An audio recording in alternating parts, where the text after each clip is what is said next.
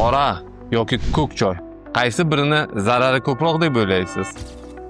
Qora choyning foydali jihatlari. Birinchidan, u yaxshi tetiklashtiradi. Uni ertalab va tushdan keyin iching. Ikkinchidan, yurak xasta kasalliklarini xavfini kamaytiradi. Choydagi teoflavinlar qon tomirlarini mustahkam qiladi. Uchinchidan, ovqat hazm qilishni yaxshilaydi. Uni yog'likkina ovqatlardan keyin iching. Qora choyning zararlari: u qon bosimini ko'taradi. Shuning uchun ham qon bosimi bor odamlar uni ehtiyot bo'lib ichishlari kerak. Tishni ranglaydi, tanin moddasi tufayli va uni och qoringa ichmang. Oshqozoningizni behuzur qiladi.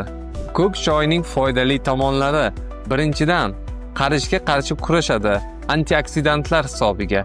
Ikkinchidan, miyani himoya qiladi, demensiya va Alzheimer kasalligiga uchrashni kamaytiradi va uchinchidan esa vazn tashlashga yordam beradi, metabolizmni tezlashtirganini hisobiga.